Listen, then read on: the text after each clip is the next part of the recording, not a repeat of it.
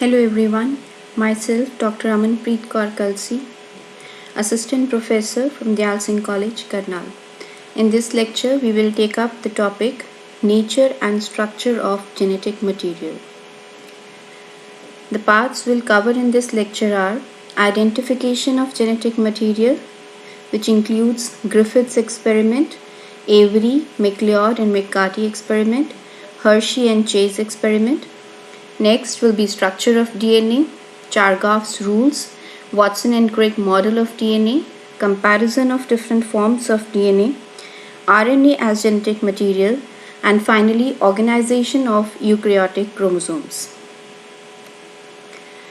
Today we all know that DNA is the genetic material, but there was a time when it was not sure whether DNA, RNA, lipids, carbohydrates or proteins are the genetic material.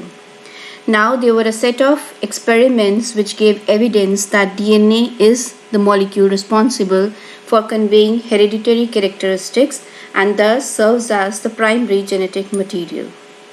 Let us probe further into those set of experiments.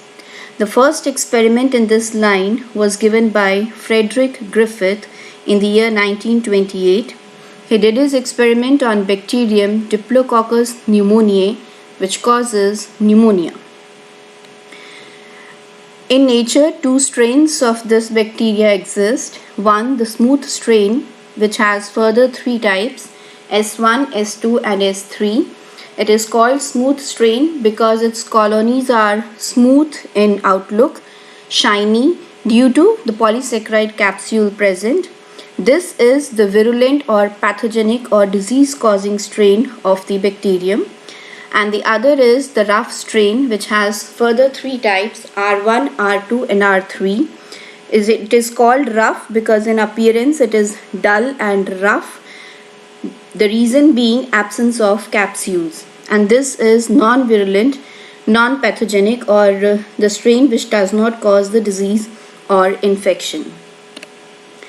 Now Griffith set his experiment in 4 sets. In first set, type R2, which are living and non-virulent bacteria, were injected into mice and mice was observed. It was found that the mice survived and there was no bacteria recovered.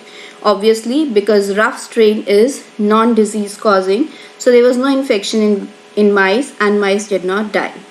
In second line, type S3 strain was injected into mice. S3 is virulent, living, disease causing.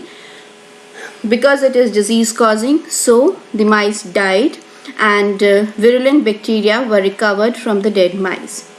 In third experiment, heat killed S3 type was injected. So because it was heat killed, it was non-virulent now, and because it has become non-virulent, it did not cause any disease and the mice survived and there was no bacteria recovered from mice. In the fourth line of experiment, type R2 strain was mixed with S3 heat killed strain and then injected into mice. So the disease causing strain was killed and the non-virulent strain was living. So it was found that the mice still died and type S3 virulent bacteria were recovered from the mice. From this experiment, they concluded that some transforming particles from dead S3 cells converted the live R2 cells into the S3 type and resulted in disease which caused death of mice. The R2 cells were called to be transformed, and likewise Griffith effect or Griffith experiment is also known as transformation. So with this, next question arises, what is it that transformed the R2 non-virulent type into the virulent S3 type? That means what is the transforming particle which is most likely to be the genetic material? This answer was given by next experiment, which was performed by Avery, MacLeod and McCarty in the year 1944. They tested fractions of heat-killed S3 cells for their transforming ability. So all the components which are present in the cell were checked individually for their transforming ability. All the components means carbohydrates, lipids, proteins, DNA, RNA, etc. So Avery, MacLeod and McCarty did their experiment in 5 steps. Initially, they took extract from the heat-killed S3 bacteria. The first was the control, which was similar to the 4th step of Griffith experiment, where extract of heat-killed S3 bacteria was taken as such, mixed with R2 type and injected into mice, and mice died. In second step, lipids and polysaccharides from the heat-killed S3 bacterial extract were destroyed. So, the extract of heat-killed S3 bacteria, which is lacking lipids and polysaccharides, was mixed with R2 strain and injected into mice. Mice still died.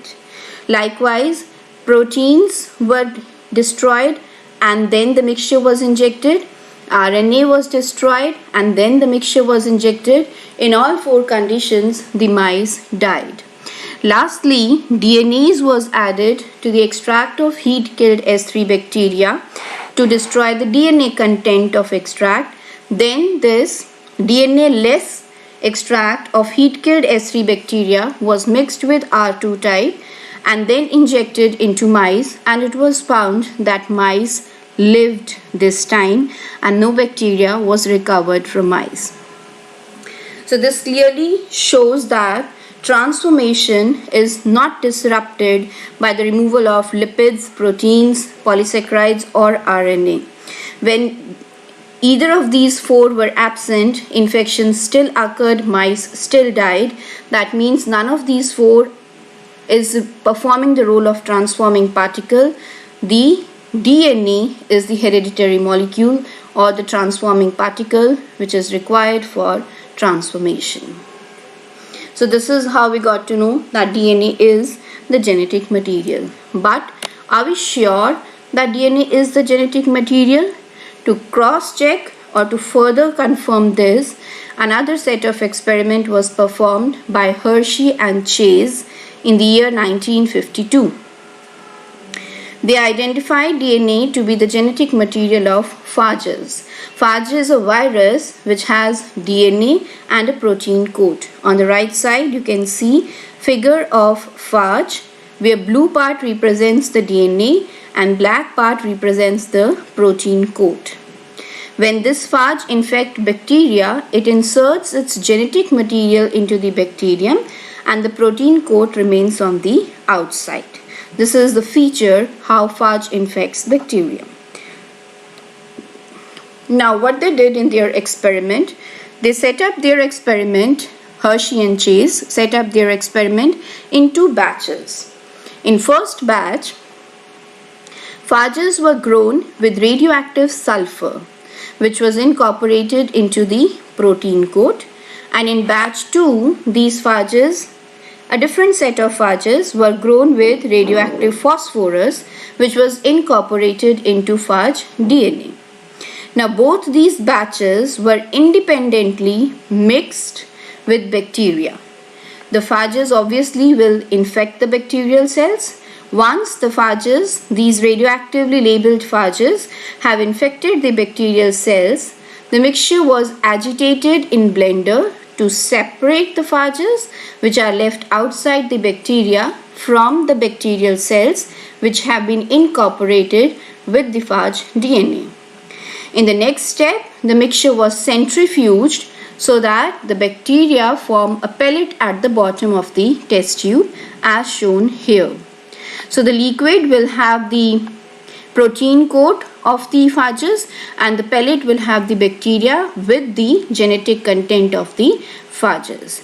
And finally, in the last step, radioactivity was measured both in the bacterial pellet and the liquid of the centrifuge result. It was observed that in batch 1, where radioactivity was done in the protein coat, radioactivity was observed in the liquid, and in batch 2, where DNA was labeled radioactivity was observed in the bacterial pellet. So the result of this experiment was that phage proteins remained outside the bacterial cells during infection, while phage DNA entered the cells. When cultured, the bacterial cells with radioactive phage DNA released new phages with some radioactive phosphorus. From this, Hershey and Chase concluded that DNA and not protein functions as the phage genetic material. So now we know, with the help of a few set of experiments, that DNA is the genetic material. Now next question comes, how it looks like. What is the structure of DNA? For this, X-ray diffraction pattern studies of DNA performed by Rosalind Franklin in the year 1951 were of great help. How this X-ray diffraction pattern works? In this, the substance whose structure is to be identified is taken, crystal of the substance are taken, and they are bombarded with X-rays. And the crystals of the substance cause these X-rays to diffract. The spacing of atoms within the crystal determines the diffraction pattern, which appears as spots on a photographic film. Now, the diffraction pattern provides information about the structure of the molecule. So, the crystallographic analysis of DNA, which was given as a result of X-ray diffraction pattern studies, gave following information about the structure of DNA. First, that DNA forms a helix. Second, that DNA twists every 34 angstrom. It has 10 bases per twist. DNA is double-stranded, and that the phosphates are on the outside. So this was the one set of information available about the structure of DNA, and the second set of information, which was given with the help of Chargaff's rules, given by Irwin Chargaff, who measured the quantity of bases in DNA and gave some rules, which are: number of adenine are always equal to thymines. That means A by T ratio is always equal to 1. Number of cytosines are always equal to guanine. That means cytosine to guanine ratio is always 1. And sum of all the purines in DNA, that is adenine and guanine, are equal to sum of all the pyrimidines in DNA. That means cytosine plus thymine. These two set of informations helped Watson and Crick to give double helical structure of B form of DNA in the year 1953, and they also won Nobel Prize for this. This is the double helical structure of DNA given by Watson and Crick. As we can see, it has a double helix which is right-handed coiled around a central axis, having a major groove and a minor groove. One complete turn is of 3.4 nanometers, having 10 bases per turn. Distance between two bases is 0.34 nanometer. Distance between two helices is 2 nanometer. Each helix is made up of backbone of sugar and phosphate, where phosphates are all towards the outside and the sugars are attached on the other side with bases. All the bases are towards the inside, where adenine always pair with thymine with the help of 2 hydrogen bonds, and cytosine always pair with guanine with the help of 3 hydrogen bonds. The two helices of DNA run in antiparallel direction, one running in 5' to 3' direction and the other running in 5' to 3' direction in the opposite way, antiparallel. Molecular weight of DNA is 10 daltons. There are 10 bases in one turn of DNA. Angle of one complete turn of DNA is 360 degrees. DNA undergoes denaturation, in which the hydrogen bonds between bases they reduce. In denatured form, it increases the UV absorbance of DNA, and this feature is called hyperchromatic effect. DNA has anionic character due to the presence of phosphate groups in the backbone, sugar phosphate backbone, and then opposite to denaturation, slow cooling of denatured DNA is called renaturation or annealing. Coming to the detailed structure of DNA, which is deoxyribose nucleic acid, has three main components. One is the sugar, the deoxyribose sugar. Second is the nitrogenous base, and third is an ion of phosphoric acid. This is the basic structure of one nucleotide of DNA. There is a pentose sugar, a nitrogenous base, and a phosphate group. When only base and sugar are present, they are called nucleoside, and additionally when phosphate group is also attached, it is called nucleotide. Sugar present in DNA is the deoxyribose sugar in comparison to the ribose sugar present in RNA. Deoxyribose means one oxygen is less at the C2 carbon compared to the ribose sugar. This is the pentose sugar, that means 5 carbon sugar. Then the nitrogenous bases. Nitrogenous bases are heterocyclic, planar and relatively water insoluble aromatic molecules. There are two general types of nitrogenous bases in both DNA and RNA. They are called purines and pyrimidines. In purines, two different nitrogenous bases with a purine ring composed of carbon and nitrogen are found. The two common purine bases found in DNA and RNA are adenine and guanine. Adenine has an amino group on C6 position, and guanine has amino group at C2 position and a carbonyl group at C6 position. The second type of nitrogenous bases are pyrimidines. The two major pyrimidine bases found in DNA are thymine and cytosine, and in RNA they are uracil and cytosine. Thymine contains a methyl group at C5 position with carbonyl group at C4 and C2 positions. Cytosine contains hydrogen atom at C5 position and an amino group at C4 position. Uracil is similar to thymine but lacks the methyl group at the C5 position. Uracil is not usually found in DNA. It is a component of RNA. The third component of DNA are the phosphoric acid. An ion of phosphoric acid is present. So this is the sugar, C2 position, nitrogenous base is attached, and with carbon number 5, an ion of phosphoric acid is attached. With this, let's come to the detailed structure of nucleoside and nucleotides. In nucleoside, sugar and nitrogenous base join to form nucleoside. The bond between sugar and the base is called the glycosidic bond.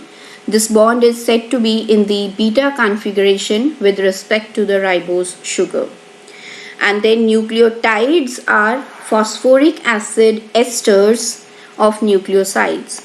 So when a phosphoric acid is attached to a nucleoside, it is called a nucleotide. In nucleotide, phosphate is attached at C5 position. The nucleotides can have 1, 2 or 3 phosphate groups designated alpha, beta and gamma for the first, second and third phosphate group respectively. Then polynucleotides are formed by the condensation of 2 or more nucleotides. Condensation most commonly occurs between the alcohol of 5' phosphate of one nucleotide and the 3' hydroxyl of the second nucleotide with the elimination of water molecule, forming a phosphodiester bond. All the nucleotides in a polynucleotide chain have the same relative orientation. The formation of phosphodiester bonds in DNA and RNA exhibits directionality. The primary structure of DNA and RNA proceeds in the 5' to 3' direction. The common representation of primary structure of DNA or RNA molecule is to write the nucleotide sequences from left to right, synonymous with the 5' to 3' direction. So in the sugar phosphate backbone, the nucleotides are attached by phosphodiester bonds. The backbone consists of phosphate sugar chain that runs the length of polynucleotide. The base pairing of nucleotides gives the secondary structure as shown over here. So this is the double helical structure of DNA, and this is the detailed structure which shows the sugar and phosphates attached by phosphodiester bonds in the sugar phosphate backbone of the double helical structure, and then the bases which are present in between and joined together by hydrogen bonds, and the two strands of DNA running in anti-parallel direction from 5' to 3' of one strand and other in the opposite direction. Now with this, let's come to comparison of different forms of DNA. The double helical structure of DNA given by Watson and Crick was of the B form of DNA. Besides that, DNA also exists in A form and Z form. The basic differences between the three forms are: the helical sense, B and A form of DNA are right-handed coiled and Z form is left-handed coiled. The major groove is present in B and A forms of DNA but absent in Z form of DNA. Base pairs per helical turn are 10.5 in B form, 11 in A form and 12 in Z form. Glycosyl bond formation is anti in both B and A form, but it's anti for pyrimidines and syn for purines in the Z form. Helix rise per base pair is 3.4 angstrom in B form, 2.6 angstrom in A form and 3.7 angstrom in Z form. The base tilt is 6 degrees in the B form, 20 degrees in A form and 7 degrees in Z form. And at the end you can see a figure showing the structure of B form, A form and Z forms of DNA. So said this, that DNA is the primary genetic material. Some viruses contain RNA also as the genetic material. This was given by reconstitution experiments of Frankel, Conrad and B. Singer in the year 1957. They did experiments on tobacco mosaic virus. They took two different strains of tobacco mosaic virus, strain A and strain B. Then they separated the RNA from their protein codes. As you can see here, the protein was separated from the RNA, and then they reconstituted hybrid viruses by mixing proteins of one strain with the RNA of the second strain and vice versa. When these hybrid viruses was spread on tobacco leaves, the lesions that developed on the leaves corresponded to the tobacco mosaic virus from which RNA had been obtained. This was concluded that RNA serves as the genetic material in tobacco mosaic virus. The basic difference between DNA as a genetic material and RNA as a genetic material are that DNA is double-stranded compared to RNA, which is generally single-stranded. DNA has deoxyribose as the sugar, while RNA has ribose as sugar. Bases present, nitrogenous bases in DNA are thymine, cytosine, adenine and guanine, while in RNA these are uracil, cytosine, adenine and guanine. Finally, let's come to the organization of eukaryotic chromosomes. We are done with the double helical structure having with all the components of DNA, that is the pentose sugar, nitrogenous bases and phosphate groups. This double helix of DNA is around 2 nanometer thick. At the simplest level, this is the simplest level of chromatin, which is double-stranded helical structure of DNA. This DNA is complexed with histones to form nucleosomes. Nucleosome has a core of 8 histone molecules having 2 molecules each of H2A and H2B and 2 molecules each of H3 and H4.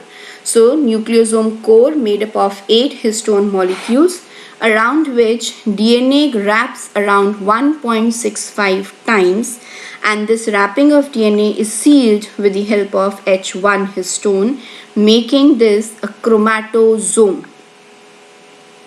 A chromatosome consists of a nucleosome plus the H1 histone. This chromatosome gives the appearance of beads on a string form of chromatin and has a thickness of around 11 nanometer. In the next step, this chromatosome folds up to produce 30 nanometer thick fiber. Then this fiber form loops to give a thickness of 300 nanometer in length. These loops, 300 nanometer fibers, are compressed and folded to produce 250 nanometer wide fiber, which has a further thickness of around 700 nanometer, and then this fiber undergoes tight coiling to give chromatid of a chromosome, and these chromosomes, which have thickness of around 1400 nanometer, are then present in the nucleus of each cell in our body and undergoes the replication process with every cell division. So this is all about organization of eukaryotic chromosomes and nature and structure of genetic material. Major parts of this lecture were taken from the book Cell and Molecular Biology by D. Robertis. You can also refer Karp's Cell and Molecular Biology, Life Sciences, Fundamentals and Practice by Pranav Kumar, and some Google images were taken for better presentation. That's all about this lecture. Thank you so much.